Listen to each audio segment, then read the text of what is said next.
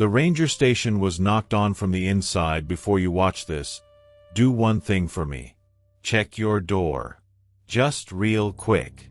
Because I worked the midnight ranger shift in a national forest where the dark feels crowded, even when you're alone.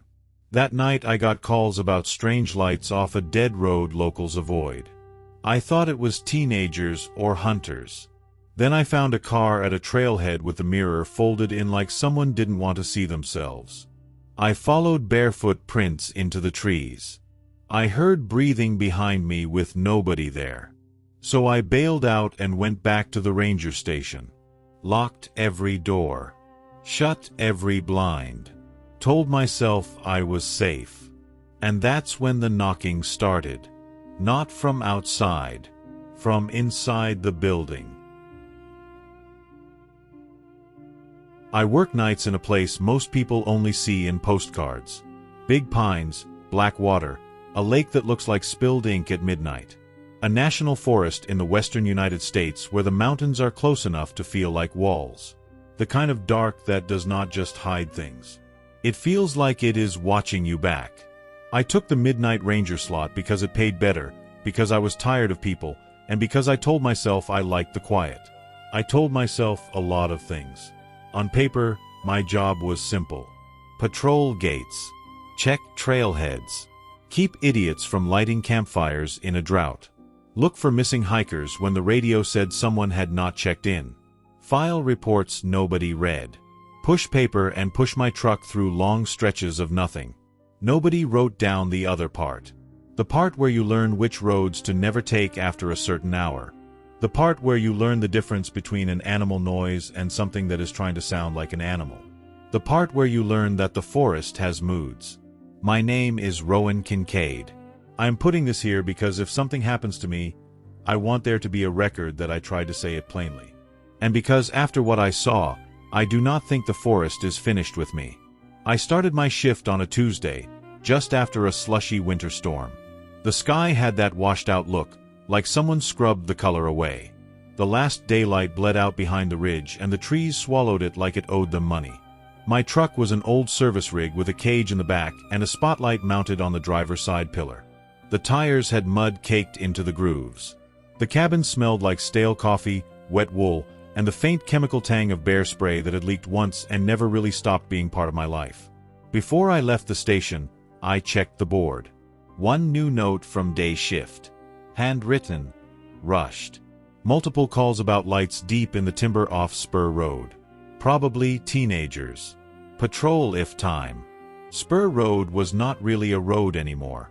It was a scar of gravel and ruts that cut away from the main Forest Service route and disappeared into private land, then re-emerged like a bad memory. It was the kind of place where people went when they did not want to be found. I looked at the note and felt that tug I always got when something was slightly off. Not fear. Not yet. More like the feeling when you step on a stair that is not where you expected it to be. I told myself it was fine. Lights in the timber meant kids, or hunters, or a meth cook who would pack up and run the second they saw a badge. Still, I found myself checking my gear twice. Radio charged. Sidearm in the holster. Flashlight battery full. Spare mags. First aid kit. Thermal blanket. A bolt cutter because people loved to lock gates like it mattered. A roll of flagging tape. Flares. The big spotlight. A handheld GPS that never quite agreed with the truck map. My supervisor, Mallory, was still in her office doing paperwork. She was the type who survived on caffeine and spite. She glanced up as I passed. She told me to keep my head on straight. She told me not to go solo off the main routes unless I had to. I nodded like I was listening. I was listening. I just did not understand what she meant. The first few hours were boring. I checked the lakeside day use area. Empty. The picnic tables glistened with meltwater. The bathrooms were locked. A raccoon watched me from under the dumpster like it owned the place. I cruised past a couple of trailheads. All quiet. No new tire tracks. No fresh footprints in the wet gravel. The kind of stillness that makes you talk to yourself just to hear something human. Around midnight, the radio crackled with a routine call from dispatch. A vehicle had been parked too long at the Elk Bend trailhead. Probably someone who had gone up to look at the stars and passed out. Could be nothing. Could be someone who slipped and broke a leg. I headed there first because it was on my way towards Spur Road. The Elk Bend lot sits in a shallow bowl surrounded by fir. At night it feels like you are driving into a mouth. My headlights swept across the empty signboard and the brown bear warning poster that had faded into a ghost of itself. One vehicle. An older sedan. No lights on. Windows fogged from the inside like someone had been breathing in there. The doors were shut. The car looked normal except for one detail that made my skin prickle. The driver's side mirror was folded in, like someone had tucked the car in before leaving. People do not do that out here. Not unless they are trying to avoid reflecting light. I parked behind it and killed my engine. The sudden silence pressed in. The forest made its own quiet, thick and patient. I shone my flashlight through the rear window. Nothing. Just trash on the floorboard, a jacket on the back seat, and a pale smear on the inside of the glass like a hand had dragged across it. I walked around to the driver's side and kept my body angled so I could see the woods. Ranger training teaches you to never stare at the car so hard you forget what is behind you. Predators love distraction. People do too. The door was unlocked. That was wrong. I opened it carefully, just enough to let the interior light flicker on. And then the smell hit me. Copper and rot. Like pennies left in a dead mouth. The seat was damp. Not with water. With sweat. Or something else. The steering wheel had deep gouges, like someone had grabbed it hard enough to carve it with their nails. On the passenger seat was a folded map of the forest. Not a tourist map. A printed topo with a lot of handwritten marks in black pen. Circles. Lines. A spiral pattern that centered on a place I recognized. Spur Road. My radio crackled, the static sharp in the silence. Dispatch asked for my status. I told them I was checking a suspicious vehicle at Elk Bend and would update shortly. Then I did the thing you are not supposed to do when your instincts start whispering. I followed the whisper. I left the car and walked the edge of the lot. My flashlight beam bounced across wet needles and dark trunks. The ground was soft from the thaw. Fresh footprints led from the sedan into the trees. Barefoot. I crouched and stared.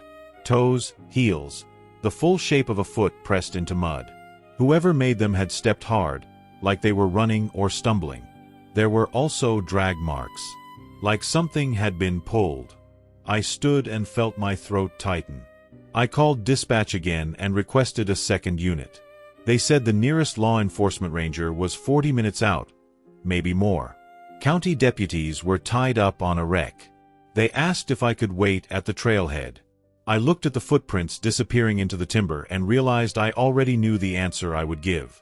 I said I would proceed cautiously a short distance to assess. That was my first mistake. The woods at night are different when you are on foot. In the truck, you feel like you have armor. Glass, steel, engine noise, radio chatter. On foot, you are just a warm animal with a light. Everything else is colder, older, and better designed for darkness. The footprints led down the trail for maybe 100 yards, then veered off into the brush where there was no path. Whoever went in there was not hiking. They were fleeing. I pushed through ferns and low branches. My uniform snagged on thorn.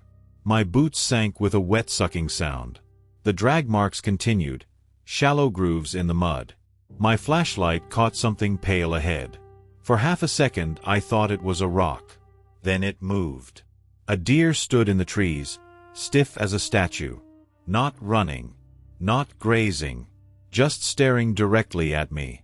Its eyes reflected my light in a flat, dead way. I stepped forward and it did not move. That is when I noticed the wire. Thin, almost invisible, stretched between two saplings at chest height. I only saw it because my beam caught the faint gleam. A snare line. Or a tripwire. I froze. My heart thumped so hard it made my ears ring. This was not kids with flashlights. I slowly lifted my boot and stepped over the wire. Then I backed up the way I came, careful, and used my radio. I told dispatch there was evidence of illegal trapping or a booby trap near Elk Bend, and that I was returning to the trailhead. I did not mention the deer. I did not mention how the deer's mouth hung slightly open like it was panting, even though the air was cold. I did not mention the way it watched me back out, unblinking, like it was counting my steps. Back at the lot, I waited by my truck and kept my light on the tree line. The sedan sat there like it did not belong to time. And then I heard something. A sound from inside the car. A soft click. Like a phone screen waking up. Or a camera. I aimed my flashlight through the windshield. The interior light was off. The cabin was dark. But the passenger seat was no longer empty. Something was sitting there. Not a person. Not exactly. It was shaped like a person wearing a hood, but the hood was wrong. Too tall. Too narrow at the top. Like a sack pulled up over a head that was not human-shaped. My breath caught. I felt my body go cold from the inside out. I told myself it was a jacket. A shadow. My brain filling in nonsense. Then it turned toward me. No fast motion. No jump scare. Just a slow, deliberate rotation, like it knew I was there and wanted me to understand that it was aware. I could not see a face. I could see that the outline of its head was not steady. It wavered slightly, like smoke trapped in fabric. I stepped backward and bumped into my truck. Metal clanged softly. The thing in the car did not move again. My radio hissed with static. Dispatch called my name through the noise. Their voice sounded far away. I forced myself to answer. I told them I was back at the trailhead and that something was not right. I asked them to keep the line open. They asked what I meant. I could not find the words without sounding crazy. So I said I thought someone might still be near the vehicle. I opened my driver door and got into my truck without taking my eyes off the sedan. I started the engine. The headlights flared, washing the car in white light. For a moment, the passenger seat looked empty again. Then the hooded shape appeared in the light, clearer now. It was not sitting on the seat. It was pressed against the inside of the windshield, like it had been right there the whole time and my mind had refused to see it. The hooded fabric was not fabric. It was layers of something thin and wet, like peeled bark. Like skin. Under it, the shape of a face pushed out wrong, too many angles, no clear eyes. Just dim hollows that held my light without reflecting it. I did not scream. I did not even breathe. My body locked. The thing tilted its head, almost curious. And then it slid downward, out of sight, as if it had poured itself into the footwell. I slammed my truck into gear and backed out of the lot so fast my tires sprayed gravel.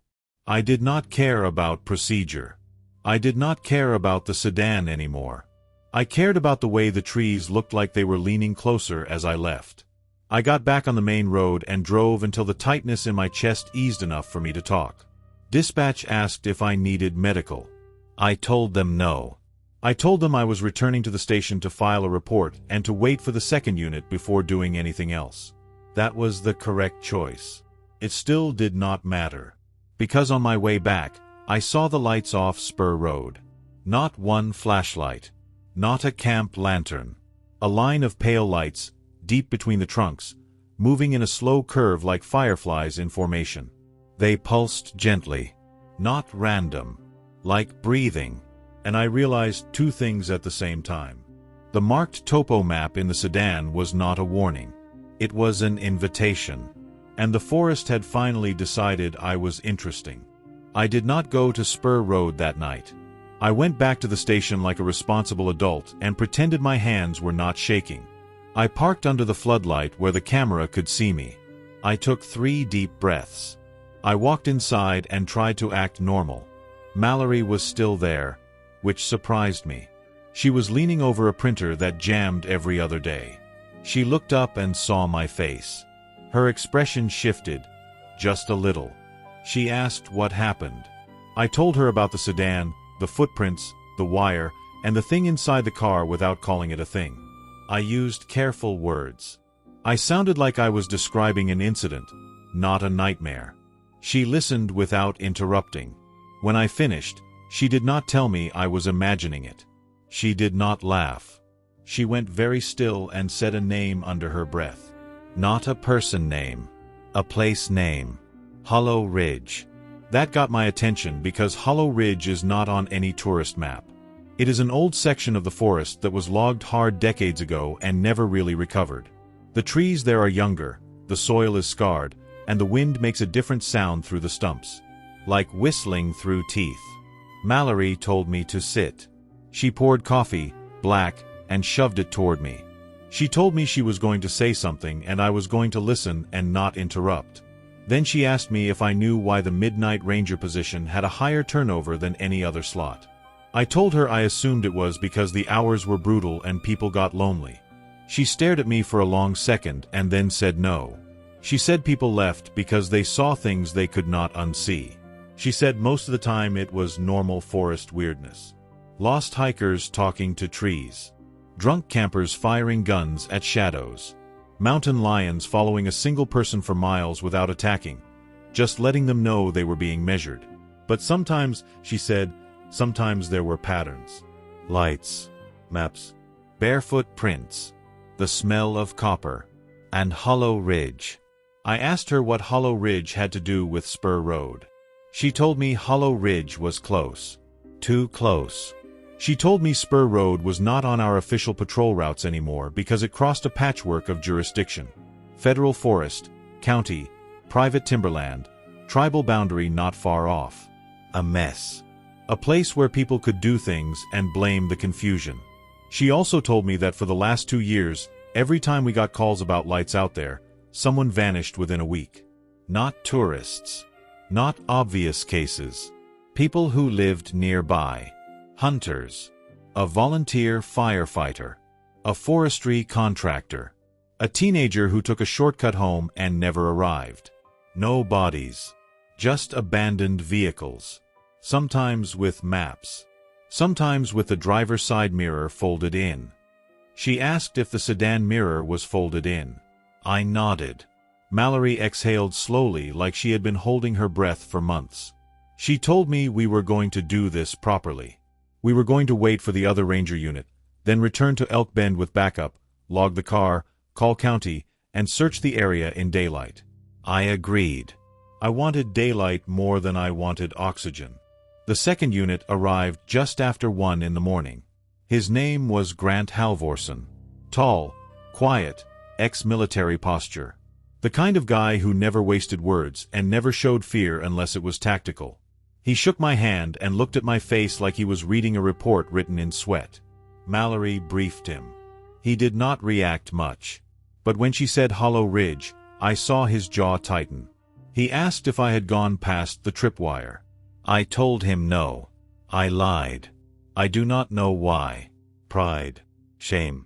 The weird need to seem competent in front of someone who looked like competence. Grant nodded like he accepted it. Then he asked a question that made my stomach drop. Had I heard anything mimic a voice? I told him no, because I had not. We drove back to Elk Bend together. 2 trucks this time, lights bright, radios synced. The forest road felt narrower than before. The trees seemed closer. The dark between them thicker. My brain kept replaying the shape pressed against the sedan windshield, like a smear that moved. When we reached the trailhead lot, I felt a burst of relief. The sedan was gone. Not moved to a different spot. Gone. No tire tracks leading out. No fresh mud spray. Nothing. Just the empty space where it had been and the wet gravel settling like it had never existed. Grant parked and got out immediately. He walked the lot in a slow circle, flashlight low, scanning for impressions. Mallory stayed near the trucks and listened. I stepped into the spot where the sedan had been and stared at the ground. There were footprints. Barefoot. Not leading away. Leading into the space. As if someone had walked into where the car used to be and then stopped. The prints ended in a clean line, toes facing forward, as if the person had stepped into thin air. Grant crouched, ran a gloved finger along the edge of one print, and looked up at me. He did not ask if I was sure. He just said it was fresh. Mallory spoke into her radio and requested county deputies and a search team at first light. Then, from the woods, we heard a sound. A low, wet creak. Like a tree shifting. Like leather stretching. Grant swung his light toward it. Nothing. The sound came again, closer this time. Then a third time, so close I could feel it in my teeth. It was not a creak. It was a slow inhale. Something was breathing in the trees. Mallory snapped her light beam across the brush and I saw what she saw. A cluster of pale points, arranged in a gentle curve. The same lights I had seen near Spur Road. Now they were here, just beyond the trail sign.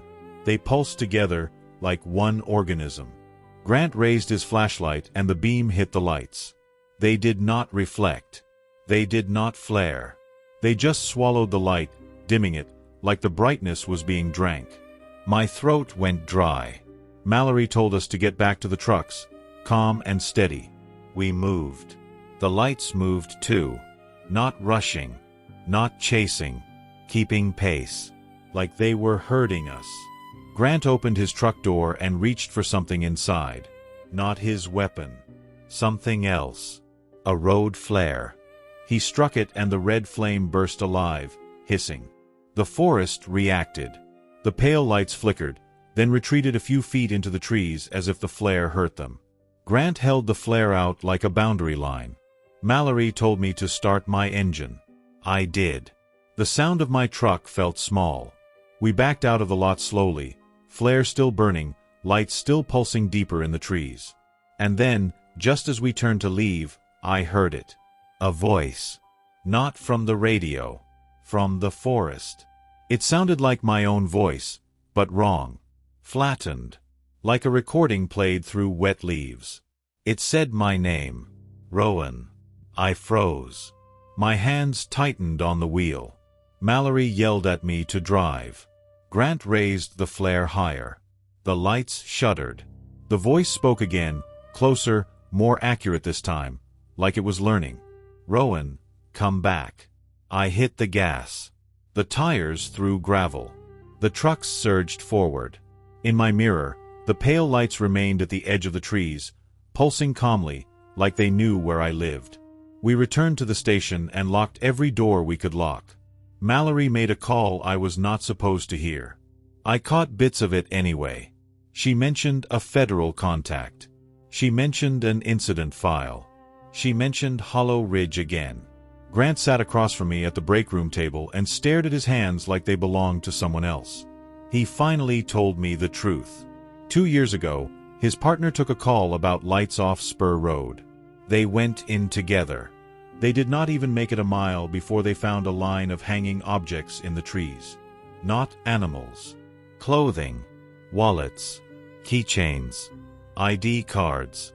A child-sized shoe. Like a trophy line. His partner went closer to check, and Grant heard his voice call out from ahead. Grant ran toward it and found nothing but a torn sleeve on the ground and bare footprints leading into the brush. Then he heard his own voice calling him from deeper in the timber. He ran back to the truck instead. His partner never returned. Grant said the investigation got buried. No body. No evidence. Just a missing person report and a lot of shrugged shoulders. He said the only reason he stayed on the job was because leaving felt like losing again. Then he looked at me and said the forest had picked me now. Not because I was special. Because I had answered the call and stepped over the wire. My stomach sank because I had not told him that part. I asked him how it knew my name. Grant told me some things do not need radios. Some things learn you from your breath. Mallory came back into the room and set a folder on the table. It was old, edges soft, stained like it had lived through coffee spills and rain. On the front was a hand-scrawled label. Hollow Ridge Anomaly Log.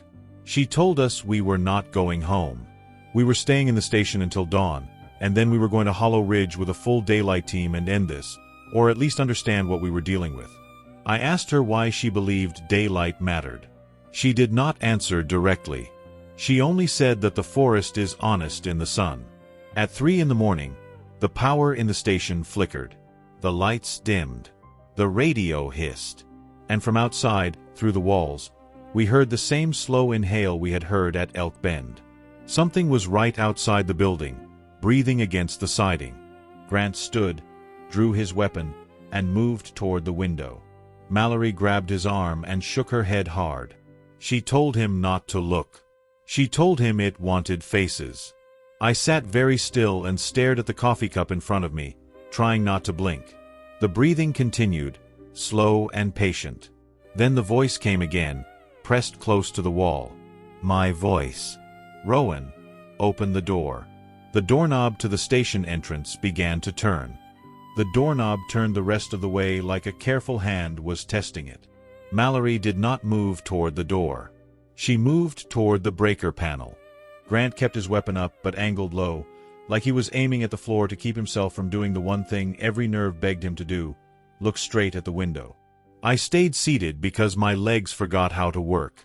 The breathing outside was slow, deep, wet. It did not sound like lungs. It sounded like something pulling air through leaves. My voice came again through the wood.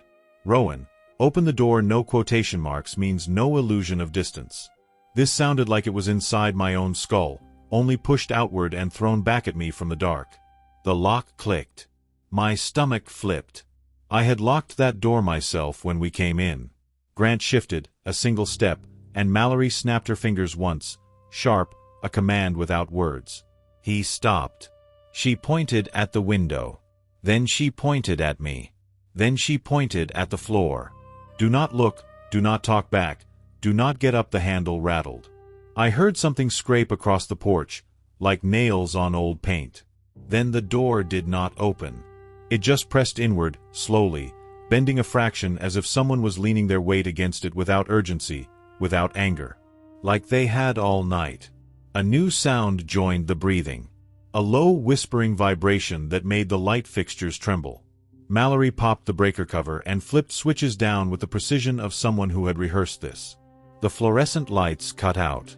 The station fell into emergency red glow from the exit sign, which made everything look like raw meat. The whispering stopped for a second.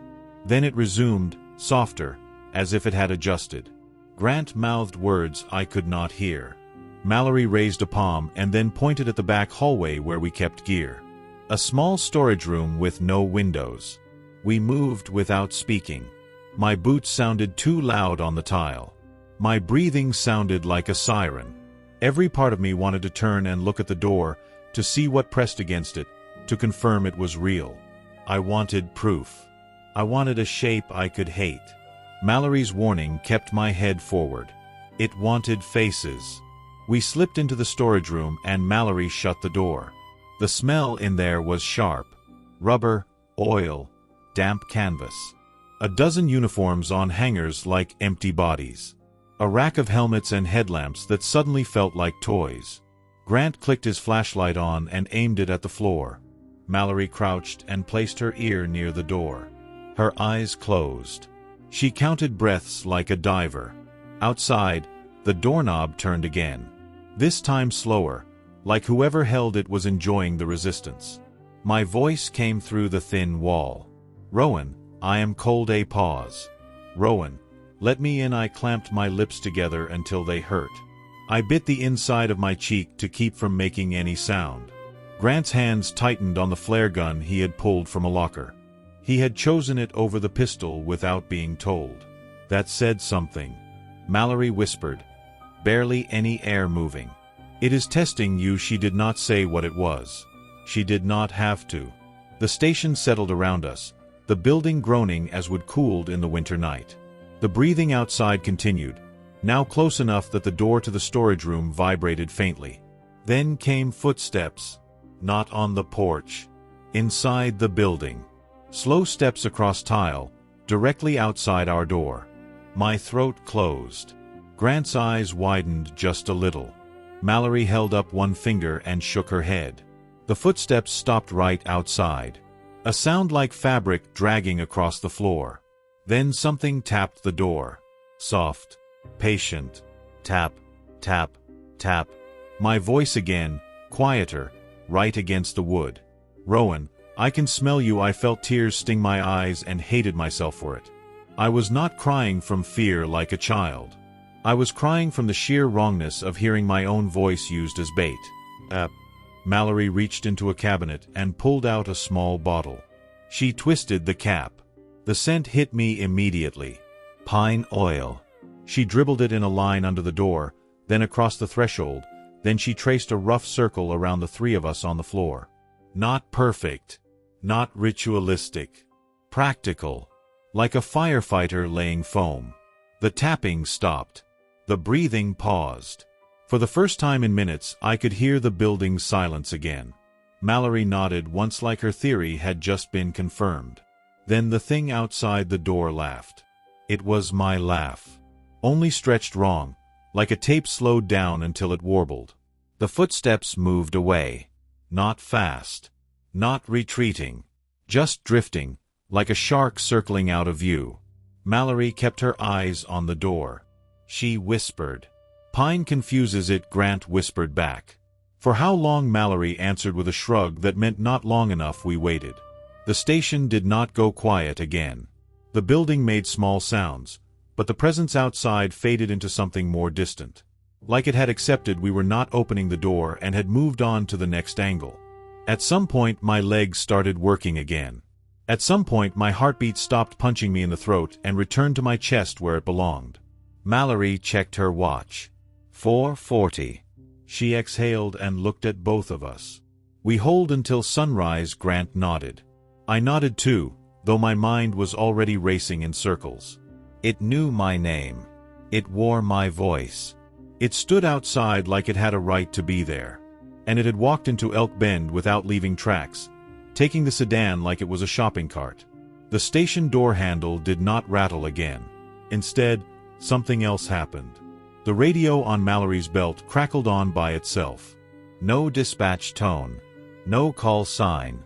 Just a burst of static that sounded like rain, then a clear, calm voice. Mallory, it said, not her voice. Not mine. A third voice, low and genderless, too smooth. Mallory, open the back gate. Mallory's face turned to stone. She did not reach for the radio. She did not answer. The voice continued, almost polite. It is wrong to hide. The radio went silent. Grant's eyes met mine. He mouthed. It knows her, Mallory whispered. It knows anyone who stays long enough. I thought about the missing people. About the trophy line Grant described. About the topo maps in abandoned cars. I thought about the barefoot footprints leading into thin air. I realized something then that landed like a weight. This was not one incident. This was a system. And we were just the latest parts fed into it. Dawn came like a reluctant witness.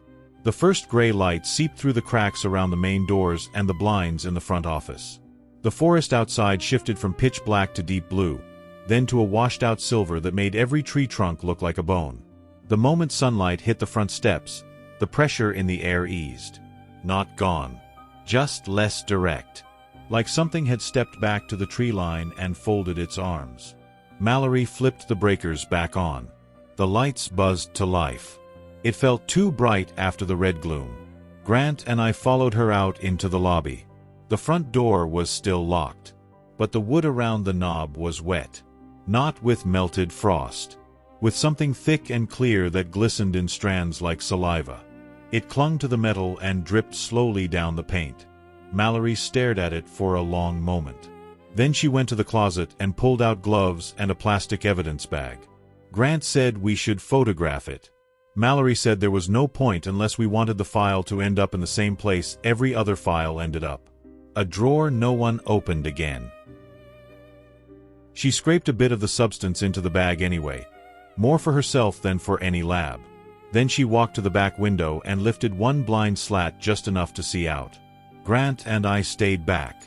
Not because we were told, but because the memory of her words, "it wanted faces," had soaked into our muscles.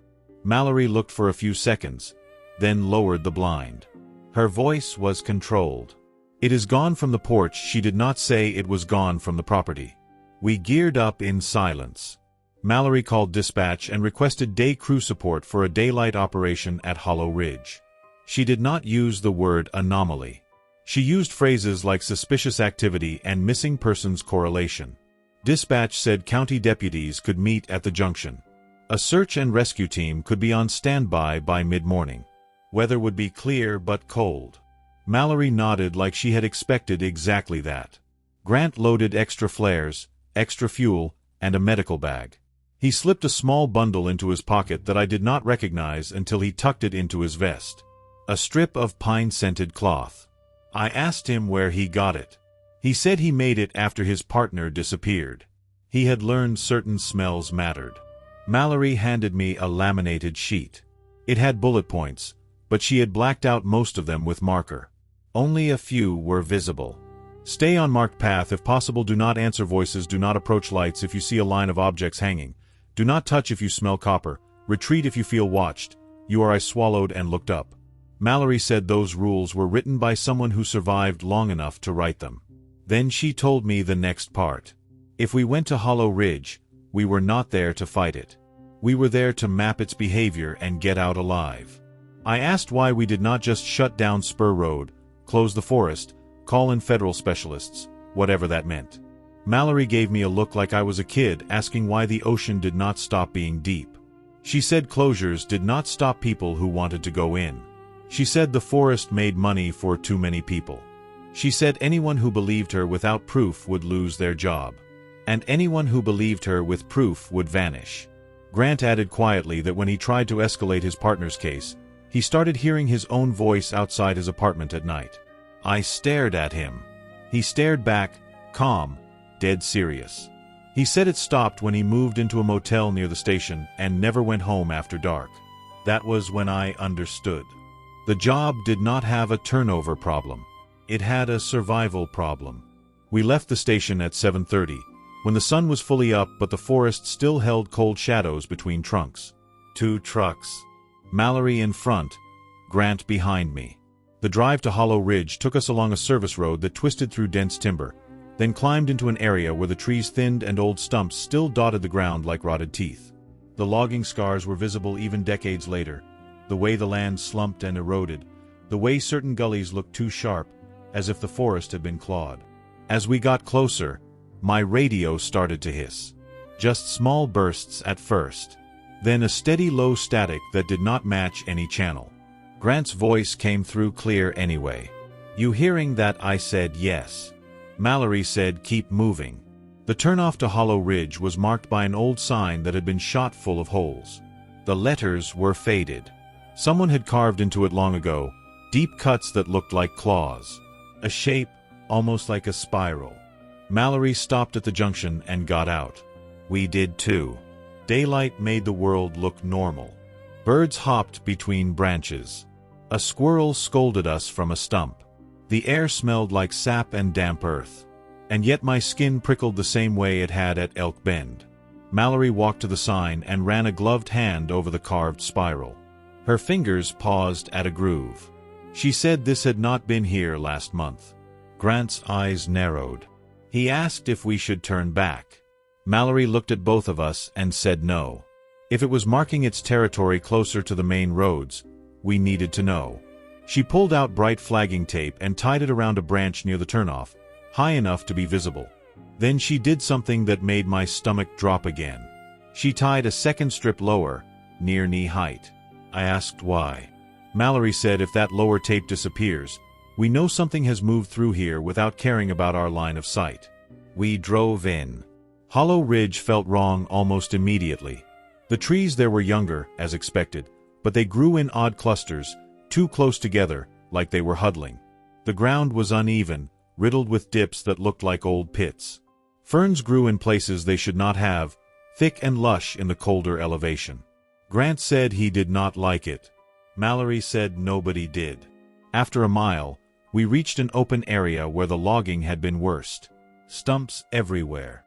Gray and splintered. Some with axe marks so old they had rounded with time. In the center of the clearing was something that did not belong. A post. Just a single upright log planted in the ground, stripped of bark. At the top was a crossbeam lashed with wire, like a crude signpost. Things hung from it. Not clothes this time. Small bundles. tied in twine. They swayed slightly even though there was no wind. Grant swore under his breath. Mallory told us to stop where we were and not step off the track. I stared at the hanging bundles and felt a crawling sensation in my scalp. They were too uniform. Too intentional. Like someone had arranged them neatly, each bundle the same size. Mallory raised her binoculars and looked. Her jaw tightened. She said they were made of hair. Human hair. Braided and tied into knots. My stomach heaved. I forced myself to swallow. I looked away because my eyes kept trying to find patterns, and patterns are what the brain uses to make a nightmare more real. Grant took out a flare and held it unlit. Mallory told him not yet. We backed the trucks up a few feet and parked facing outward, ready to leave. Mallory said we would not approach the post. We would document from distance and then move to the ridge itself. I asked how she knew where the ridge started. Mallory pointed. Beyond the clearing, the land rose into a line of darker timber. The trees there were older, taller, like a wall. And above them, the ridge line cut against the sky in a shape that looked almost like a spine. Mallory said that was where the lights were seen most often. Grant said that was where his partner had vanished. I felt my mouth go dry. We stepped out on foot. Daylight or not, the air changed once we left the trucks. The forest got quieter. Bird calls faded. Even the wind seemed to hold its breath. We followed a faint service path toward the ridge wall. Mallory led, Grant behind her, me last. I watched our footprints in the damp soil. Boot prints only. No barefoot shapes. No drag marks. My mind tried to relax. Then the copper smell drifted in, faint but unmistakable, like someone had opened a jar of pennies. Mallory stopped instantly. She raised a fist. We froze. Grant lifted his flare. Mallory whispered. Back up we took 3 slow steps backward, still facing forward. The copper smell faded. Mallory exhaled. She said it was like a perimeter alarm. Cross the wrong line and it announces you. Grant asked what announces. Mallory did not answer. We skirted left, moving along the edge of the clearing where the smell stayed away. As we approached the older timber, something caught my eye. A strip of flagging tape. Not ours. It was tied around a branch, faded and brittle, like it had been there for months. Hanging from it was a small plastic key fob. A motel key tag. The same motel Grant lived in. Grant saw it too. His face went pale in a way I had not seen from him. He took a step forward without thinking. Mallory snapped her hand out and grabbed his vest. She whispered hard. Do not touch. Grant froze. His breathing got shallow. He stared at the key tag like it was a severed finger. Mallory said this place collects what belongs to people. That is how it knows how to sound like you. That is how it knows how to say your name. My throat tightened. I thought about the sedan map. The folded mirror. I thought about the smear on the inside of the glass like a dragged hand. I thought about the thing pressed against the windshield, learning me. We moved on. The ridge wall swallowed us. The older timber stood close, trunks thick, bark dark and wet. The canopy above filtered sunlight into thin blades. The air under it was colder, almost refrigerated. As soon as we passed beneath the first line of those trees, the radio static returned. This time it had rhythm. A pulsing hiss. Like breathing. Grant glanced at Mallory. Mallory kept walking. The path narrowed and then vanished. We were moving by instinct now, and by Mallory's knowledge of landmarks. She stopped at a cluster of rocks that jutted from the ground like broken teeth and pointed to a tree.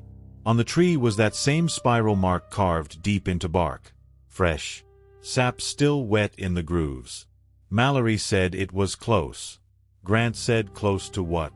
Mallory pointed ahead, deeper into shadow. I followed her finger and saw it. A depression in the ground, a wide shallow bowl covered in dead leaves. At first it looked like nothing. Then I noticed the leaves were arranged in a pattern. Not naturally scattered. Laid out. A spiral. At the center of that spiral was an opening. Not a hole like an animal burrow. A crack in the earth, wide enough for a person to crawl into. The edges were lined with stones like someone had built it into a deliberate entrance. The copper smell was stronger here. My throat burned with it. Grant lifted his flare. Mallory finally nodded. Now Grant struck the flare. Red fire hissed alive. It threw harsh light across the leaves and rocks, making the spiral look like a wound. The forest reacted immediately. The air shifted. Not wind. A pressure change, like something turning its attention toward us. From the crack in the ground came a sound. A soft, wet rustle, like something dragging itself over damp stone. Mallory stepped back. Grant held the flare out, arm rigid. I stared at the crack and tried to keep my mind from inventing shapes inside it. Then a smell rolled out. Rot and copper and something else. Something sweet like old breath. The rustling grew louder. A pale shape moved just inside the crack, barely visible. Not a hand. Not a face. A smooth curve like the side of a skull without features. Grant's flare sputtered and flared brighter. The pale shape recoiled slightly. Mallory whispered. "It hates fire," Grant whispered. "Or it respects it." The radio hiss pulsed faster. My name whispered through the static. Rowan, not as loud as last night. More intimate. Like it was behind my ear. Mallory's hand clamped on my shoulder. Her grip was iron. "Do not answer," I nodded, but my throat felt like it was full of gravel. The pale shape inside the crack shifted again. And then it did something that made my stomach drop straight into the dirt. It imitated the sound of someone crawling. Hands on stone. Knees scraping. It wanted us to picture a person. It wanted us to imagine something human coming out, because human is what we understand, and understanding makes us step closer. Grant took one step back. I could tell he was fighting the urge to run. Mallory reached into her pack and pulled out a small pouch. She sprinkled something onto the leaves near the crack. It looked like salt. It might have been. The rustling stopped instantly. The air pressure eased a fraction. Mallory exhaled. She said it did not like boundaries. Not fire. Not salt. Not pine. Things that marked an edge between here and there. Grant asked what it was. Mallory said she did not have a name she trusted. So she used the old name. A name from before the Forest Service existed. From before maps. She called it the Listener. Grant's face tightened. He said his partner used that word once, joking, the day before he vanished. My skin prickled. The Listener. The word felt too accurate. We did not stay long. Mallory told us to back away slowly and mark the area without getting close. She tied flagging tape on branches at a distance, high, then low, creating a corridor that would guide us back. Grant kept the flare going, holding it like a torch. The red light made the bark look like flesh. As we retreated, the crack went quiet. No rustle. No voice. But the radio hiss continued, a steady pulse, like a heartbeat. Halfway back to the clearing, we found something that had not been there when we came in. A line of objects hanging between trees. Not hair bundles. Personal items. A baseball cap. A lanyard with keys. A small stuffed animal. Filthy. A single boot. They hung from thin wire, spaced evenly, swaying gently without wind. Grant stopped. His breathing hitched. Mallory whispered. "Do not touch." I stared at the lanyard. The keys on it were familiar. One had a blue plastic top, chipped at the corner. My apartment key. I had lost that key months ago and assumed it had fallen behind a couch. My hands went numb. Grant's flare hissed louder. The hanging line trembled, like something had moved through the air around it. And then, from the trees to our right, came a voice. Grant's voice. Soft. Urgent. "Help me." Grant froze like he had been shot. His eyes went wide. His head turned slightly toward the sound before he caught himself. Mallory grabbed his jaw and forced his face forward, not hard enough to hurt but hard enough to stop him. Grant's voice came again. "Help me. "I am right here," Mallory whispered through clenched teeth. "It is not him." Grant shook, trembling, like his body wanted to break free of his will. The voice changed. It became a new voice. A man's voice, older, rougher. Then a woman's voice. Then a child's voice. All saying the same thing. "Help me, help me, help me." My skin crawled.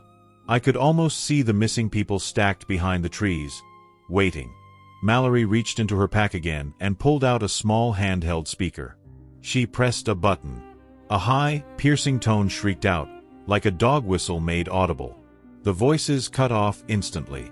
The radio hiss stopped. The forest fell into a deafening silence. Mallory snapped the speaker off and said we were leaving now. No debate. We walked fast, still not running. The hanging objects swayed behind us as if someone had brushed past them. And then I heard my own voice again, from very close, right beside my left ear. "Rowan, you dropped your key." I felt a cold brush against my neck. Not a hand. Not fingers. More like a strand of wet hair sliding across skin. I did not scream. I did not turn. I kept walking because everything in my training and every warning Mallory had given me said the same thing. Do not give it your face. We made it back to the trucks. The clearing looked brighter than it should have, like the sun was trying to pretend it could disinfect what happened under the ridge wall. Mallory unlocked her truck and told Grant to stomp out the flare. He did, grinding it into dirt until only smoke curled. I expected relief. Instead, my stomach twisted harder. Because in the dirt near my truck, there were barefoot footprints. Fresh. Leading around the back of my vehicle like someone had walked in a slow circle while we were gone. The toes pointed inward. Toward the truck. Toward me. Grant saw them too. He went rigid. Mallory's face tightened. She walked to her truck and checked the low strip of flagging tape she had tied at the junction. It was gone. Not torn. Not fallen. Gone cleanly, like someone had removed it. The high strip was still there, fluttering. Mallory said it had passed through and did not care if we saw. Grant asked if it followed us from the crack. Mallory said no. She said it had always been here. We were the ones who walked into its listening range. The county deputies arrived an hour later at the junction. 2 of them, older men with practical faces and polite disbelief in their eyes. They greeted us like co-workers, not like people standing on the edge of something ancient. Mallory gave them a sanitized briefing. Suspicious activity, possible illegal trapping, evidence of personal items, missing persons. One deputy asked why we looked like we had seen a ghost. Mallory said we had not slept. Not a lie. They wanted to go in. Mallory told them no, not without a larger team and a plan. They pushed back. Ego, jurisdiction, the usual. Grant stepped forward and pointed at the barefoot prints around my truck. He asked them if they wanted to explain how those happened without anyone seeing. The deputies crouched, examined them, and their faces changed. Then Mallory handed them a photograph she had printed from an old file. A picture of the same spiral carved into bark. She told them the mark had appeared closer to main roads. She said if they wanted to play tough, they could, but she was not writing another missing deputy report. The deputies did not argue after that. Search and rescue arrived near noon. Volunteers in bright jackets, radios, packs. Normal people with normal fears. Mallory kept them out of the ridge wall. She told them we would search the perimeter, look for evidence, mark points of interest, then pull back. We spent the afternoon walking the edges of Hollow Ridge in a wide arc. We found more spiral marks. We found a cluster of animal bones arranged in a circle. We found a tree with bark stripped in long vertical lines like something had climbed it with too many joints. And we found a second crack in the ground. Smaller. Hidden. This one had fresh mud smeared around the entrance like something had crawled out recently. Mallory marked it and told everyone we were done. The volunteers looked relieved. The deputies looked unsettled. Grant looked like a man who had just confirmed a nightmare was real. I looked at the ground and kept expecting to see barefoot prints beside my boots. On the drive back, the radio stayed clear. No static. No voices. The silence felt like a decision. Back at the station, Mallory filed reports that would never be read correctly. She locked the evidence bag with the clear saliva-like substance in a cabinet. Grant sat in the break room and stared at nothing. I stood at the window and watched the tree line. Daylight faded. The sky turned orange, then purple, then blue. My shift was supposed to end at 8. At 7:45, my phone buzzed. A notification from a number I did not recognize. No text. Just a photo. I opened it. The image showed my truck. Not from any angle a camera on the station could capture. It was taken from just beyond the tree line, peering through branches, like someone hiding. In the foreground, barely visible, was a pale curve like a shoulder. And near the bottom of the frame, clear as day, were barefoot prints in the snow. A new message followed. It used my name. Rowan, I can see you. I dropped my phone like it had bitten me. Mallory snatched it up with a gloved hand and looked at the screen. Her face went flat. Grant stood instantly. Mallory said it had learned a new way to reach us. Not just radios. Not just voices. Our own devices. Grant asked how. Mallory said it did not need to understand technology. It just needed to understand attention. It needed to know what makes us look. What makes us respond.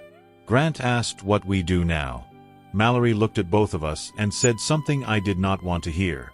We stop being predictable, we stop sleeping in the same place, we stop driving the same roads, we stop going home. Then she said the worst part. It will try to isolate you first. Rowan, because you are new, because you still think you can explain it, because you still have a life outside this building, it can threaten. My mouth went dry. I asked what it wanted. Mallory said she did not know if it wanted anything humans would call wanting. But she knew what it did. It collected people. It kept pieces of them. It wore their voices like bait. And it moved its marks closer when it was hungry. That night, we stayed at the station again. We laid pine oil along thresholds. We taped the blinds shut. Grant put flares in every room. Mallory made coffee so strong it smelled like burnt soil. Around midnight, the radio crackled. No dispatch tone. Just the low, smooth voice again. Mallory, open the back gate this time. It added something. I have Rowan's key. The doorknob to the back exit began to turn. The back gate was not a metaphor. It was the service gate that led to the fenced yard behind the station where we kept fuel drums, spare fencing, and the old generator shed. The door to it was heavy, steel, with a simple lock and a narrow window. When the knob turned, it did not scrape like metal usually does. It turned smoothly, as if oiled. The lock clicked.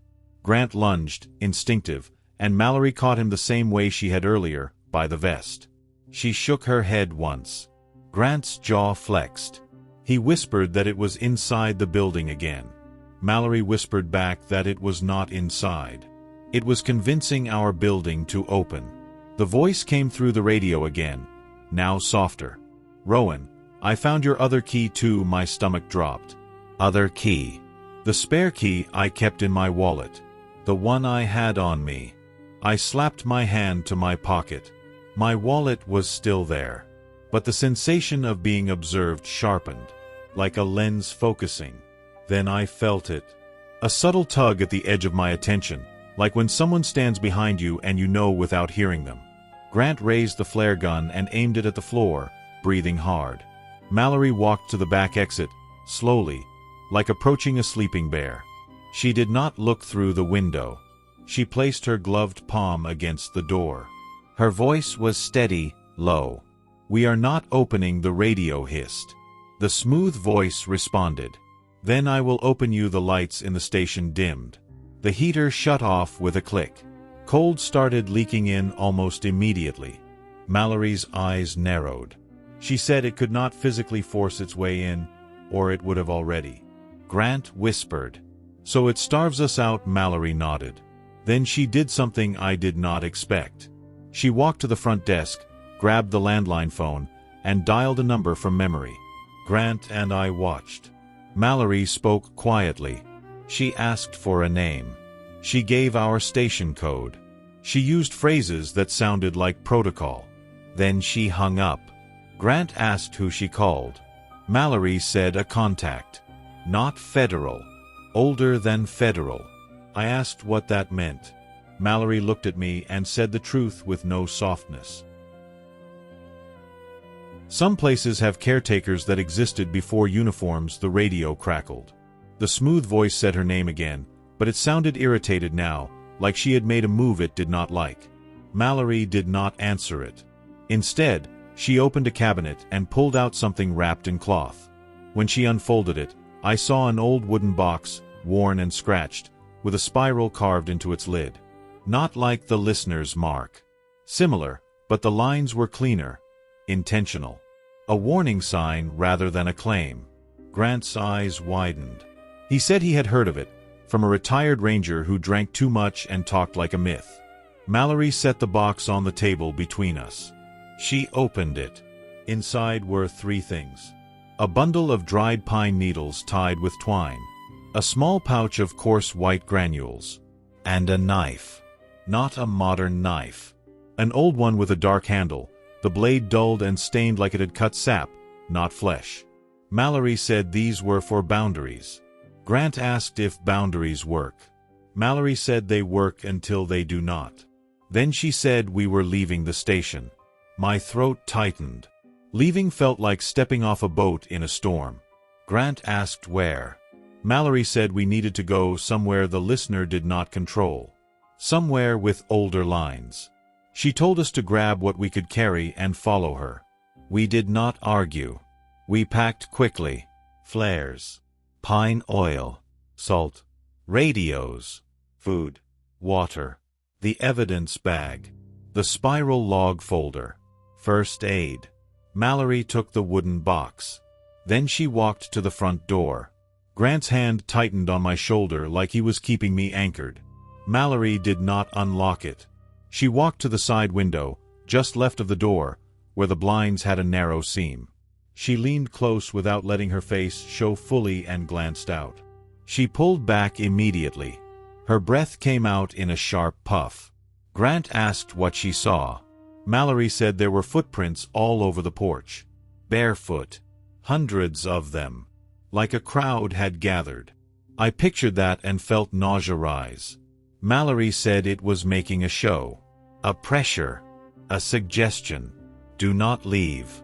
So we left anyway. Not through the front. Not through the back. Mallory led us to the basement access door inside the building, the one that opened into the crawlspace and utility corridor. We descended the concrete stairs with flashlights low. The air down there was damp and cold. Pipes sweated. The smell of mildew mixed with pine oil from the lines we had laid earlier. Mallory opened the utility door and gestured for us to go first. Grant shook his head and insisted he would lead. Mallory let him. We moved through the narrow corridor that ran under the building and came out at the generator shed behind the fence line. The yard was empty. No footprints in the dirt. No signs of anything. The night was clear, stars bright, the forest black beyond the floodlight's weak reach. For a moment, it felt like we had tricked it. Then the floodlight flickered, and in the shadow just beyond it, I saw a shape. Tall, thin, not fully solid. Like darkness bent into a silhouette that did not match any human proportion. It did not rush. It did not attack. It simply stood there, and the air around it shimmered slightly as if it was made of heat distortion. My voice came from it, perfectly. Rowan, you are leaving without me. Grant raised the flare gun and fired. The flare arced through the night, red and hissing, and landed near the shadow. The shadow recoiled like it had been slapped. It did not vanish. It folded backward into the darkness, as if sinking into a deeper layer of night. Mallory shouted for us to move. We ran to the trucks. Engines roared. Headlights cut across the yard. For a split second, the beams caught dozens of pale points between the trees. Not eyes. Not reflections. Those pulsing lights again, arranged in a wide arc around the station like a net. They did not chase as we drove out. They simply stayed, pulsing, watching the trucks leave. Like they had wanted us to go. Like pushing us away from the station was part of the plan. Grant's voice came through the radio, clipped. "Where are we going?" Mallory said, a place she had avoided saying out loud. "The old lookout." I knew the one. A fire lookout tower that sat on a rocky rise several miles away. It was no longer staffed, used occasionally for training or weather equipment. A narrow road climbed to it, exposed, with long sight lines. Mallory said it had a perimeter of rock and steel, fewer trees close to it. Grant said that would help. Mallory said yes, but it also made it a beacon. We drove hard. The forest blurred past. The road climbed. Behind us, in the rearview mirror, I did not see headlights. I saw something worse. Every few seconds, between the trees, pale lights pulsed, keeping pace. Not on the road. Through the timber. As if they did not need roads. As if they could take the shortest path. I turned my mirror away. I did not want to watch it follow. The climb to the lookout took 20 minutes. It felt like hours. When we reached the top, the tower stood against the sky like a skeleton. Metal stairs, a small enclosed room at the top with windows on all sides. The wind up there was sharper, colder. It smelled like stone and thin air. Mallory parked close to the stairs. Grant parked facing outward. We hauled gear up fast.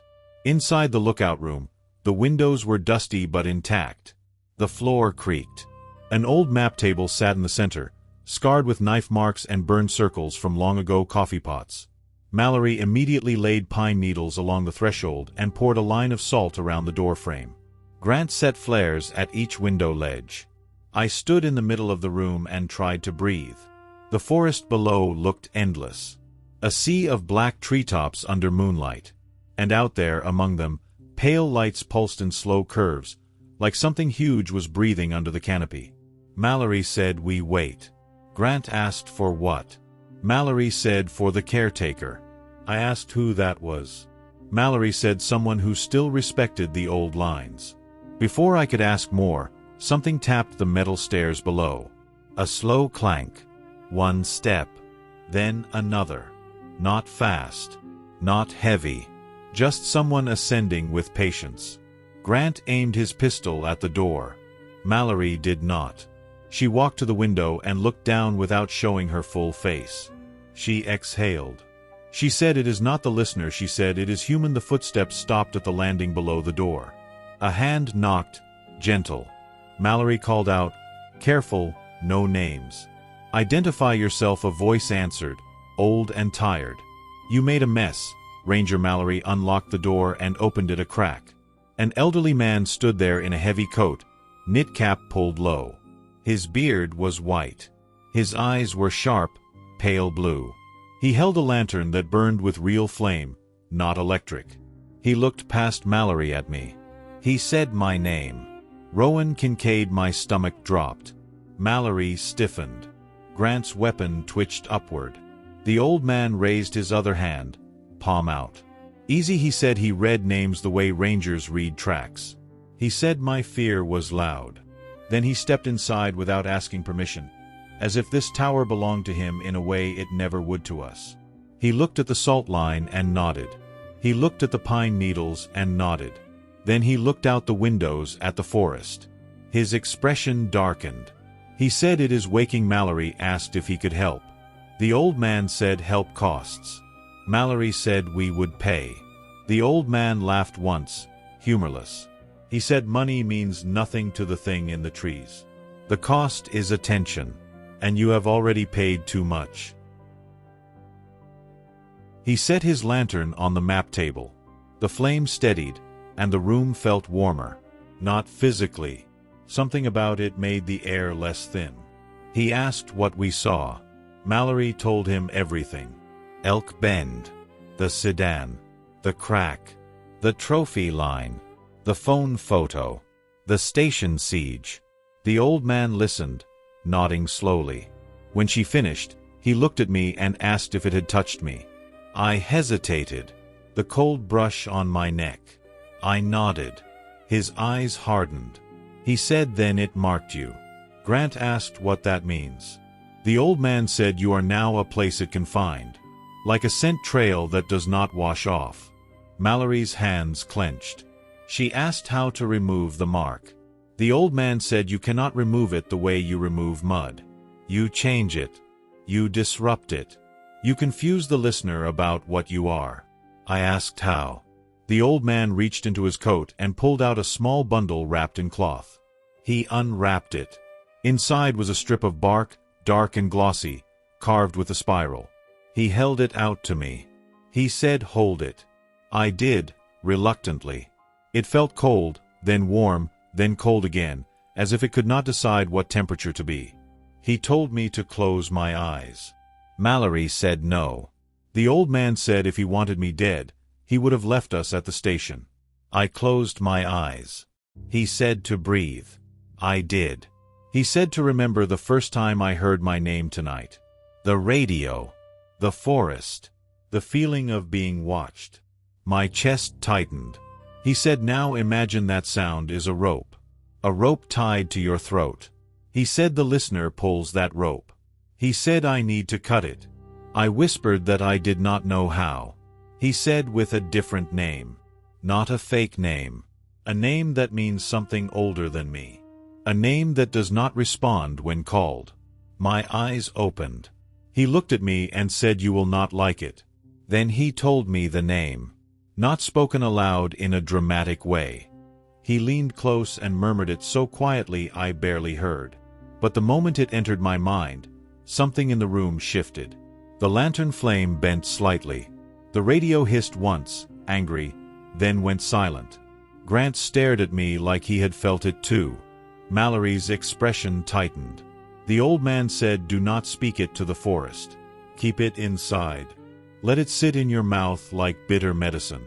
Because if the listener calls Rowan, you do not answer. And if it calls that other name, it will not know if you are prey or something else. I swallowed. My tongue felt strange, like it had learned a new shape.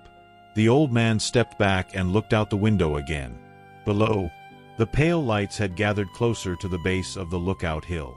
They pulsed in a wide circle, like a mouth opening.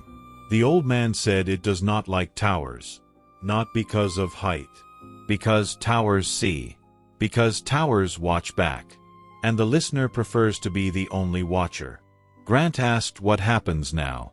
The old man said now it will try to make one of us look. Because looking is agreeing. Looking is letting it into your mind.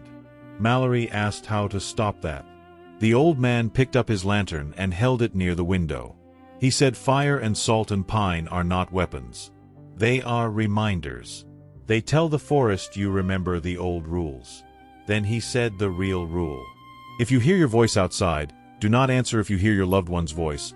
Do not answer if you hear a voice saying your name with perfect kindness. Do not answer if you hear a voice screaming in pain. Do not answer because pain is a hook too. Grant's knuckles went white. I stared at the lights below, pulsing like living embers. Then the voice came from the dark outside the tower. My voice. Perfectly calm. Rowan, come down. The lantern flame leaned toward the sound like it was pulled. The old man's eyes narrowed. He whispered. It is listening right now, and then, from the base of the stairs, we heard something start climbing. Slow. Deliberate. One step. Then another. Metal clanking under careful weight. A shadow rose across the window like someone ascending into the lantern glow. Mallory's hand tightened on her knife. Grant raised his flare gun.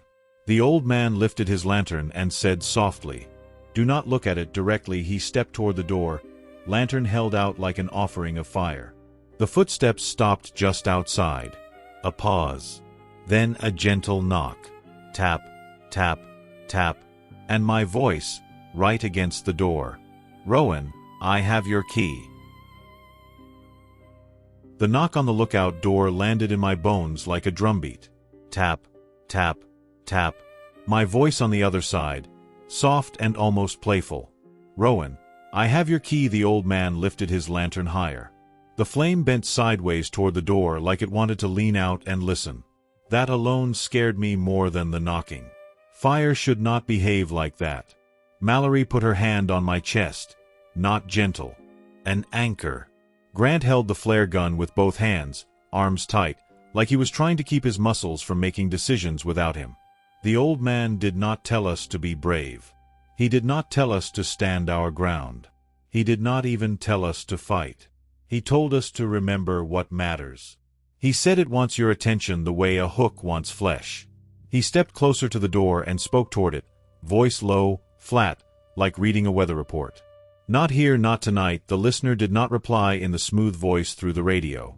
It replied with my voice again, closer than the door should allow, as if the wood was only a suggestion. Rowan, open up. It is freezing out here. The words were normal. That was the problem. It was learning to sound ordinary. It was sanding off the edges that made you resist. The old man glanced back at me. His eyes were sharp, warning. He wanted me to feel the pull. He wanted me to name it. If you can name a thing, you can hold it at arm's length. And I felt it. A tug behind my ribs. A small urge to be polite. To help. To resolve the discomfort of someone outside in the cold. That urge was not mine. It was planted. I swallowed the bitter name the old man had given me, kept it behind my teeth like a secret splinter, and focused on the taste of it instead of the voice. The knocking stopped. For a moment, there was nothing but wind and the faint creak of tower metal. Then the footsteps resumed, not up the stairs, but down. Retreating. Slow, measured steps, like it wanted us to picture it leaving. The old man did not relax. He lifted a finger, held it still. Wait.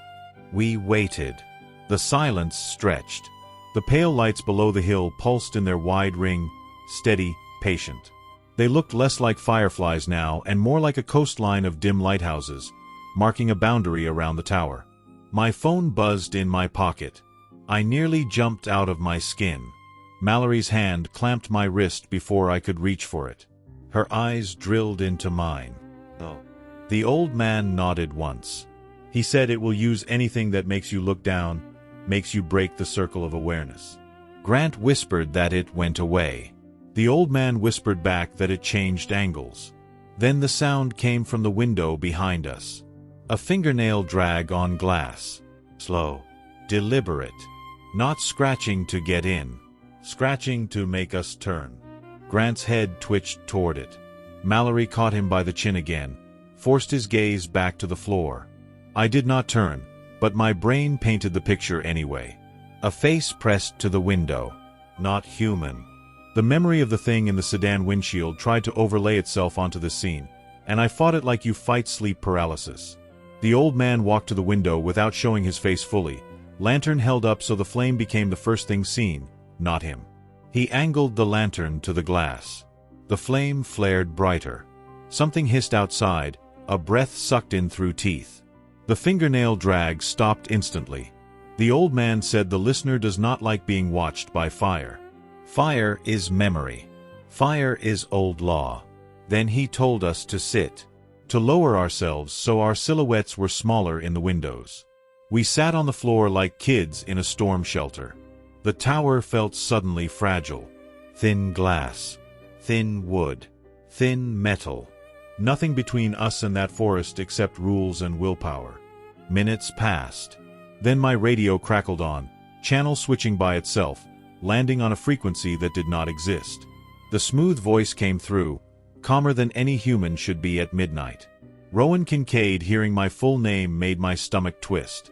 It had moved past first name familiarity. It had pulled my identity from somewhere deeper. The old man leaned close to the radio and spoke softly, not answering it, just talking through it like talking to a wild animal without making eye contact.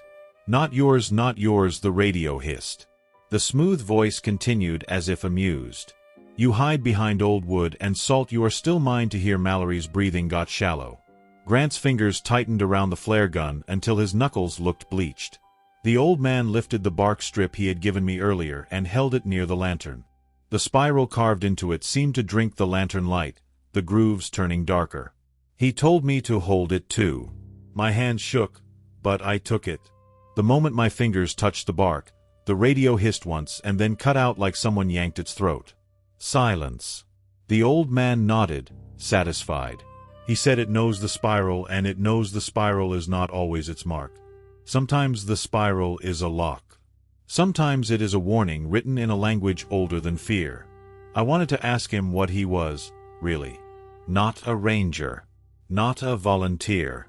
Not just an old man with a lantern. But the question died when the tower shuddered. Not from wind. From below. A low vibration rose through the metal legs, like something heavy had bumped the base. Then again. A third time. Grant whispered that it was trying to shake us loose. Mallory whispered that the tower was bolted into rock. The old man whispered that rock can listen too, if you teach it.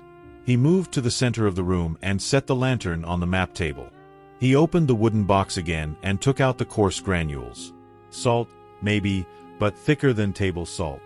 He poured it onto the map table in a loose spiral.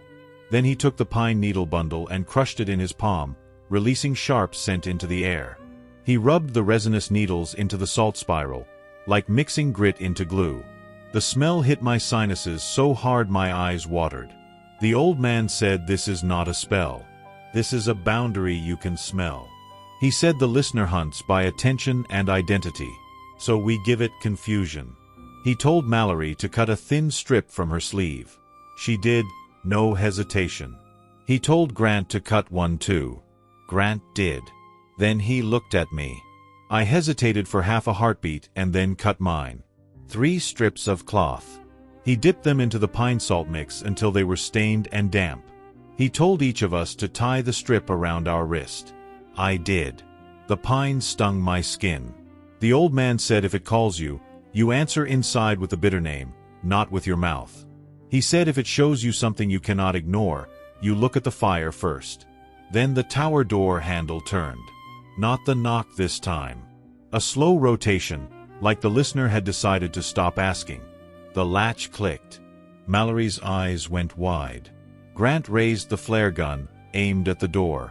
The old man lifted the lantern and walked straight to the door, shoulders squared. He did not look afraid. He looked annoyed, like a teacher walking toward a student who had pushed their luck. The door opened inward by an inch. Cold air poured in, sharp as a blade. In that crack, I saw something pale. Not a hand. A smooth curve again, like featureless skull pressing close. The air smelled like copper and wet bark. The old man shoved the lantern forward into the crack. The flame roared, suddenly bright, and a sound erupted outside. Not a scream, not a growl, something like a wet intake of breath followed by a cough. The door slammed shut on its own, hard, rattling the tower. Grant fired the flare anyway, straight down the stairs through the small gap under the door where cold air had been pouring in. The flare hissed and burned below. Outside, something moved fast. Not running on stairs. Moving around the tower, a blur of shadow that made the windows darken as it passed. My voice came from the darkness outside the glass, now angry, sharper, less polished. "Rowan, look at me." I clenched my jaw and stared at the lantern flame instead. The bitter name sat heavy in my mouth like iron. The voice changed. It became Grant's voice. "Help me. I am falling." Then Mallory's voice. "Rowan, please." Then a voice I did not recognize, a child's voice, thin and terrified.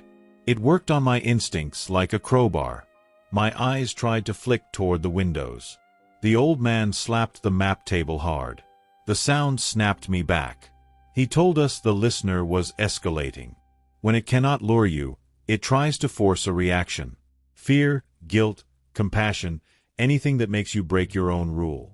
He told us we were not staying in the tower until morning. We were leaving.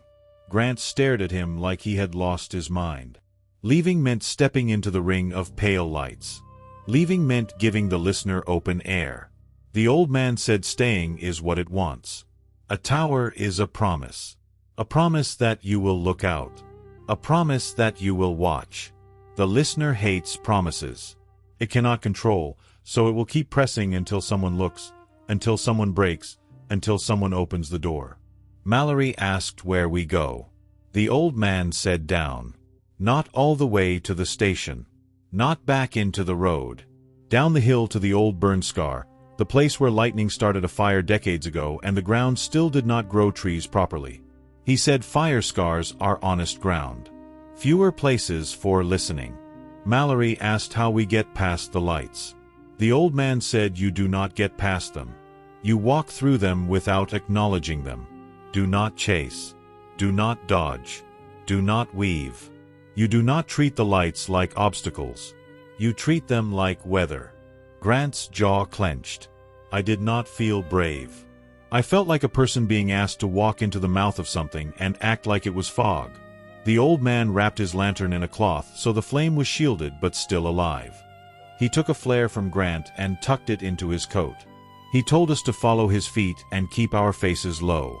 Then he opened the door. Cold hit us like a wall. The stairs down were slick with frost. Below, the pale lights hovered in a ring around the tower's base, closer than before.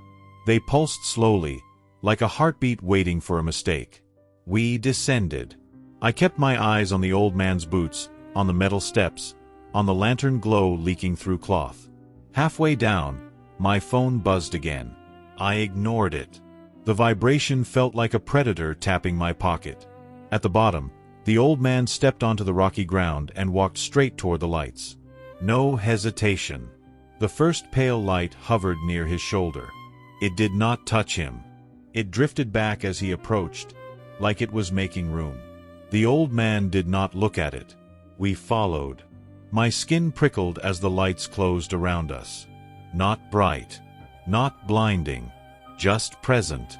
A cold luminescence that made the ground look wrong, like shadows had been edited out.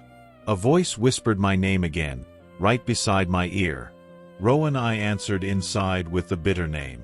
The whisper faltered, like it had hit a knot in the rope. We kept walking.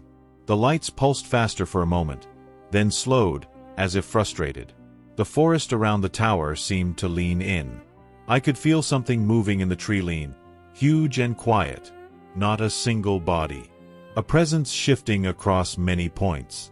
We reached the edge of the ring and stepped out onto the road cut, then into the slope beyond where brush grew low. The old man led us down the hill, off the road, toward the burn scar. The trees thinned.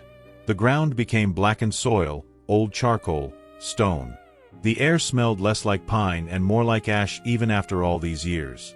Behind us, the pale lights did not follow onto the scar. They hovered at the edge of the tree line, pulsing like angry stars. The old man stopped and uncovered the lantern. The flame steadied, stronger now that it was out of the wind. Mallory exhaled like she had been holding her breath for hours. Grant whispered that we made it. The old man said no. We only made it to honest ground. Then he turned and looked at the tree line for the first time, face fully visible to the forest. He did it like a challenge. The temperature dropped. The pale lights brightened. And from between the trunks, something stepped forward. Not fully into the burn scar. Just to the edge. The listener. It did not have one shape. It had a suggestion of a tall body, but the outline wavered, like smoke trying to decide how to be solid. Its head was too narrow and too high, like a hood stretched over something that should not fit. The pale lights clustered near it, orbiting slowly, like insects around a carcass. It spoke without a mouth, and the sound came into my head instead of my ears. Rowan Kincaid, come back to the trees, come back to where I can hear you. My throat tightened. The old man lifted his lantern and spoke, voice steady. Not yours. The listener tilted its head. The gesture felt like mockery, like it was amused by the idea of ownership. Then it did something that nearly broke me. It formed my face. Not perfectly. Like a bad mask made from wet bark and pale skin, pressed into the rough arrangement of my features. My eyes, but hollow. My mouth, but too still. Seeing yourself worn by something else is a special kind of violation. I felt my body try to look away and look closer at the same time. The old man stepped forward onto the burn scar, lantern out, and the flame flared, throwing harsh light over the listener's borrowed face. The face wrinkled, shifted, slid away like wax softening. The listener recoiled a fraction. Mallory whispered that it was afraid. The old man said no. It is irritated. Fear implies it thinks like us. Then he told us the truth about why it had been moving its spiral marks closer. It was not hungry like an animal. It was expanding. The listener was a boundary creature, a thing that existed where lines blur, where jurisdictions overlap, where roads are abandoned, where people vanish into paperwork. It lived in the gaps humans create. And every time someone disappeared without resolution, every time the file got buried, the gap widened. The listener grew. Grant asked how to stop it. The old man said, "You do not kill a boundary. You redraw it. You make the line too sharp for it to live in." He pointed the lantern toward the tree line and said we were going to do something the Forest Service would never approve. We were going to light a fire. Not a wildfire. Not a blaze. A controlled burn line across the edge of Hollow Ridge, on the old scar where fire had already claimed the land once. Fire as boundary. Fire as memory. Fire as a line the listener could not blur. Mallory stared at him like he had suggested arson. He stared back like she was still thinking in paperwork. He said, "You have two choices. You keep reacting, keep running, keep losing people one by one, and the listener keeps collecting. Or you make a scar it cannot cross." Grant asked how we do that without the whole forest going up. The old man pointed at the burned scar ground under our boots. "This is the place it already burned. It wants trees. It wants the listening. You make it stand on ash." Mallory's face tightened. She said controlled burns require permits. Whether windows, crews. The old man said, "Then you better be ready to write more missing person reports." The listener spoke again, voice now layered with others, like many people whispering at once through the same throat. "No fire, no fire, no fire." The pale lights pulsed violently, like a swarm agitated. The old man nodded as if that confirmed everything. He told Grant to give him the flares. Grant handed them over. The old man placed the flares in a line on the ash soil, spaced apart, leading toward the tree line but not into it. Then he took pine resin from his coat pocket and smeared it along the line, a thin, sticky trail. He told us to stand back. He told Mallory to watch the wind. Wind was minimal, drifting toward the ridge, away from the station. Perfect. The old man struck the first flare. Red fire hissed to life, bright against black ash. He lit the next, and the next. A line of red points in the night, like a stitched wound. The listener reacted immediately. The pale lights jerked backward. The air pressure surged. My ears popped. The smooth voice screamed inside my skull, not words, just a vibration of refusal. The flare line burned hotter, and the resin caught, creating a thin creeping flame along the ash. Not a wall yet. A ribbon. Mallory's hand went to her radio instinct, and the old man snapped his fingers once. No calls. No witnesses. Not yet. The listener surged toward the edge of the burn scar, shape thickening, trying to hold itself together. It formed Grant's missing partner's face for a second, perfect, pleading, eyes wet. "Help me." Grant's body lurched forward. Mallory caught him by the belt and yanked him back hard. Grant shook like he was possessed by grief. The old man held the lantern higher and shouted one word, not a name, not a spell. A command. Remember. The lantern flame flared. The borrowed face crumpled, sliding away. The listener recoiled again. The fire ribbon thickened into a low line.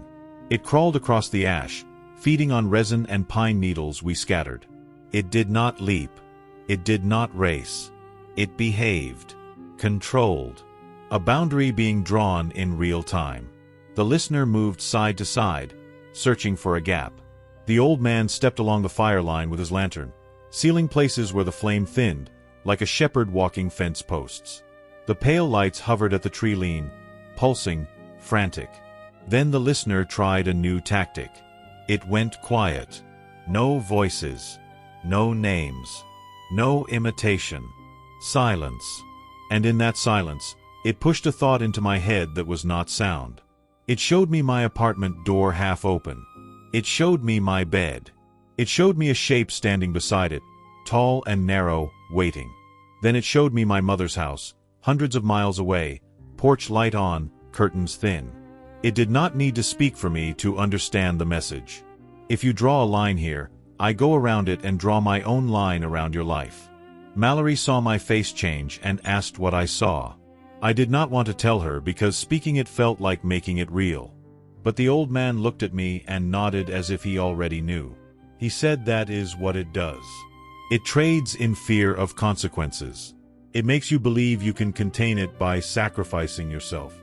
He said do not accept the deal. He said we were not finishing this tonight by fire alone. We were finishing it by making the listener lose its favorite thing. Unresolved disappearance. He told Mallory to call dispatch at first light. Not now. At first light. He told her to open every old file tied to Spur Road and Hollow Ridge and bring them into daylight. He told her to force the agency to acknowledge the pattern. He told her to drag the gap into the sun. Make it official. Make it named. Make it too documented to hide. Because the listener lives in what people refuse to look at. If people finally look together, it loses the power of isolated attention. Mallory stared at him, breathing hard. Grant stared too. They both understood the career suicide baked into that. And they both understood the alternative. The fire line reached the rocky edge and stopped where the ash met stone. A clean boundary. The listener stood at the tree lean, shape wavering, and for the first time I felt something like defeat from it. Not sadness. Not rage. A recalculation. It turned slightly, like it was withdrawing. The pale lights dimmed one by one, not vanishing, just pulling back deeper into timber. The pressure in the air eased. The copper smell faded. The old man lowered his lantern. He told us the line would not hold forever. Boundaries need maintenance. People need to remember. But it would slow the listener. It would keep it from pressing the station tonight. Mallory asked what about me, the mark. The old man looked at my wrist strip, pine salt stained. He said the mark never fully leaves. But now you have a countermark. A confusion. A name inside you that does not answer. He said do not walk alone at night for a long time. He said do not answer voices. He said if you ever hear your name from the trees again, you do not respond even in anger. Anger is still attention. We waited on the burn scar until dawn. The forest stayed quiet. The pale lights did not return. When the sun rose, it painted the ridge wall gold like nothing had ever happened. Like the night had been a lie. But the ash line was real. The smell of smoke was real. The scrape marks on the tower door were real. Back at the station, we found the porch covered in barefoot prints like Mallory said. Hundreds of them. Some small, like children. Some long and narrow. Some too large to belong to any human. They all faced the door. They all stopped at the threshold where the pine oil line still shone. Like a crowd that had gathered for a show and been denied entry. Mallory took photos anyway this time. She printed them. She emailed them. She called every contact she had. She made it loud. Grant filed his partner's case again and again until someone could not ignore the paper stack. I wrote my report with shaking hands and included everything, even the part about my voice, even the part about the crack in the ground, even the part about the listener wearing my face. I expected to be fired. I expected to be laughed at. Instead, a week later, 2 black SUVs arrived from a federal office that did not put names on its doors. People in plain jackets walked through our station and asked quiet questions. They did not say listener. They did not say Hollow Ridge anomaly log. But when they saw the spiral carved into the old wooden box, one of them went pale. They told us Hollow Ridge would be restricted under emergency closure. They told us Spur Road would be gated and monitored. They told us they would handle it. The old man laughed when he heard that. He said nobody handles a boundary. They only negotiate with it. He disappeared after that. No goodbye. No note. Just gone, like he had never existed except for the smell of smoke and pine that clung to my jacket for months. I stayed on the midnight shift. Not because I was brave. Because leaving felt like turning my back on a thing that now knew my voice. For a while, the forest stayed quiet. No lights. No missing cars. No barefoot prints at trailheads. Then, late one night in early spring, I was driving past the junction where the old sign had been shot full of holes. The high flagging tape Mallory tied was still there. But beneath it, someone had tied a new strip. Not our tape. A thin pale ribbon of something that looked like peeled bark. It fluttered gently in the wind like a greeting. On the sign, carved fresh, the spiral had returned. Only this time the spiral was not centered on Hollow Ridge. It pointed the other direction. Toward town. Toward roads with streetlights. Toward neighborhoods. Toward places where people sleep with windows open. My radio hissed once. Then my phone buzzed. I did not look at it. I kept driving.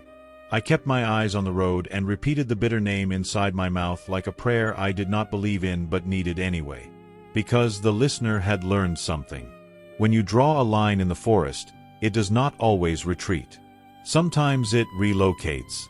Sometimes it follows the attention. And if you are reading this, if you have ever driven a back road at night and heard your name in the trees, and you thought it was wind or imagination, I need you to understand this. Do not answer. Do not look. And do not ever assume the dark is empty just because you cannot see what is listening. If you made it to the end, here's the rule that can actually save you. If you're outside at night and you hear your name from the woods, do not answer. Do not call back. Do not go looking. Just leave. Because whatever was out there didn't want to scare me. It wanted to learn me. My voice. My habits. The exact thing that would make me open a door. If you want part 2 of this story, hit like, subscribe, and tell me in the comments one thing you'd never do in the woods at night. And until next time, keep your doors locked. And if you hear knocking, make sure you know which side it's coming from.